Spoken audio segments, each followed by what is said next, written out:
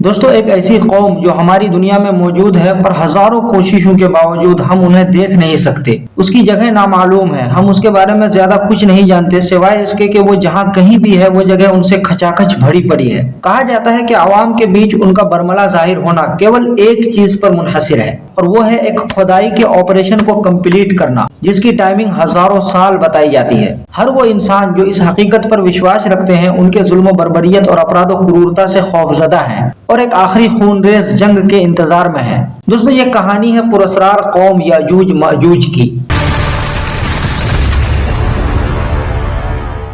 ایک ایسی قوم جو خوفناک راز اور وقت کے خاتمے کی علامت بن چکی ہے، اس کی جگہ بالکل نامعلوم ہے۔ آج بھی بڑے بڑے سائنسداں اور ریسرچرز اس کے ٹھکانے کی کھوج میں مصروف عمل ہے۔ کہا جاتا ہے کہ یاجوج ماجوج یہ چائنا میں موجود ہے، جبکہ کچھ ریسرچرز کا ماننا ہے کہ چائنا نہیں بلکہ ان کا ٹھکانہ جاپان ہے۔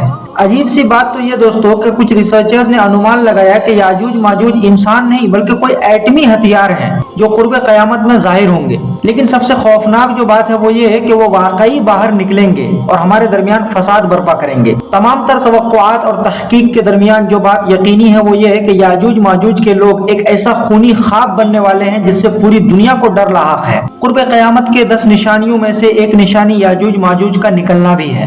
دوستو آج کی اس ایپیسوڈ میں ہم یاجوج ماجوج سے جڑی کئی ساری پہلوؤں پر بات کریں گے۔ یاجوج ماجوج یہ کون ہیں؟ ذوالقرنین سے اس کا کیا تعلق ہے؟ یہ کیوں بند کیے گئے ہیں؟ کس طرح بند کیے گئے ہیں؟ کب ظاہر ہوں گے؟ اور لاسٹ میں اس کا انجام کیا ہوگا؟ تو دوستو آئیے جانتے ہیں کہ کیا ہے یاجوج ماجوج کی پوری کہانی۔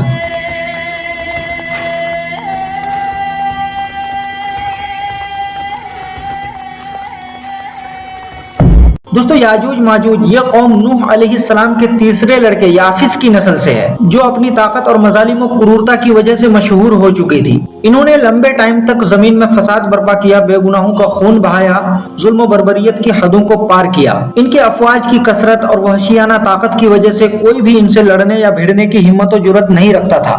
ہر کوئی ان کو خود کے لیے خطرہ محسوس کرتا تھا، اس لیے بے بس اور مجبور ہو کر ان کے تمام تر ظلم اور اتیاچار کو سہتا رہتا۔ برسوں تک یہ سلسلہ چلتا رہا، بے گناہ سرزمین ان کے ظلم و ستم کا شکار رہی۔ اسی اسنا میں ایک دن کیا ہوا کہ وہ اپنی وحشی فوج کے ساتھ اپنے خطے سے کسی دوسرے خطے کی طرف چلے، وہاں کے لوگوں کو قتل کیا، ان کے خیموں کو جلا ڈالا۔ لیکن یہ ظلم و بربریت ان کے دوبارہ سے ظاہر ہونے تک آخری ظلم و بربریت قرار پائی، کیونکہ یہاں پر ذوالقرنین نام کا ایک شخص ظاہر ہوا جنہوں نے ان کے مظالم اور اتیاچار کو ویرام لگانے میں اہم بھومکا ادا کیا۔ دوستو ذوالقرنین یہ اپنے وقت کے بادشاہ اور اللہ کے نبی بھی تھے۔ ان کی شخصیت پر تفصیلی گفتگو انشاءاللہ ہم اگلے کسی ایپیسوڈ میں کریں گے۔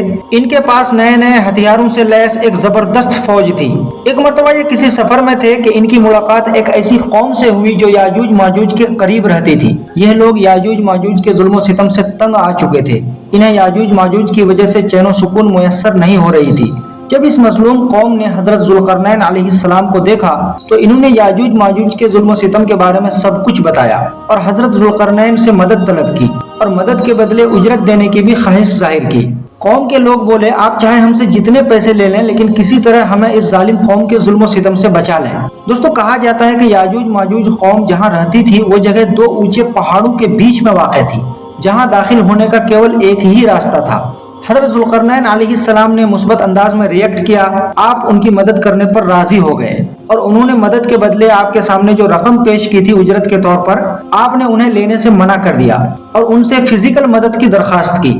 حضرت ذوالقرنین علیہ السلام نے یاجوج ماجوج کو دنیا سے الگ کرنے کے لیے ان کے اکلوتے راستے پر باندھ باندھنے کا فیصلہ کیا تاکہ وہ پہاڑوں کے بیچ کمپلیٹلی پیک ہو جائیں اور وہاں سے باہر نکل نہ سکیں۔ لیکن آپ نے قوم کے سامنے ایک شرط رکھی کہ وہ اپنی انسانی صلاحیتوں اور معدنیات کے قدرتی وسائل اور دیگر مواد سے جہاں تک ہو سکے وہ انہیں اور اس کی فوج کی اس کام میں مدد کریں گے۔ دوستو اس کام کی انجام دہی کے لیے حضرت ذوالقرنین علیہ السلام کو کل 5 پروسیس سے گزرنا پڑا۔ سب سے پہلے آپ نے دونوں پہاڑوں کے درمیان میں باندھ باندھنے کے لیے جگہ کا انتخاب کیا۔ دوسرا پروسیس وافر مقدار میں بڑے بڑے پتھروں اور لوہے کے ٹکڑوں کو جمع کیا گیا۔ تیسرا پروسیس جمع کیے گئے پتھروں اور لوہے کے ٹکڑوں کو جہاں پر باندھ باندھنا تھا اس مخصوص جگہ پر پھینک دیا گیا، یہاں تک کہ دونوں پہاڑوں کے بیچ خالی جگہ پوری طرح بھر گیا۔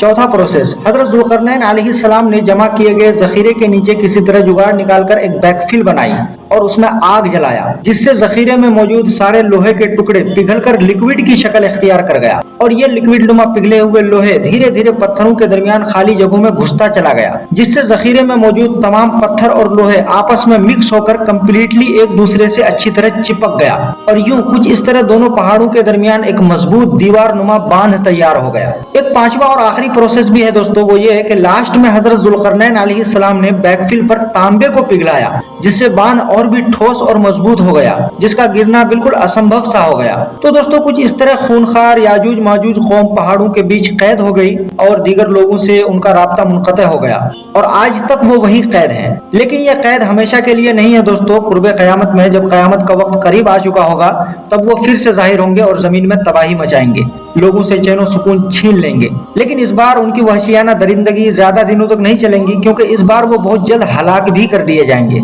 आखिर ये कैसे होगा, ये किस तरह जाहिर होंगे और क्या क्या तबाही मचाएंगे, इस पर तफसीली गुफ्तगू इंशाअल्लाह हम अगली एपिसोड में करेंगे।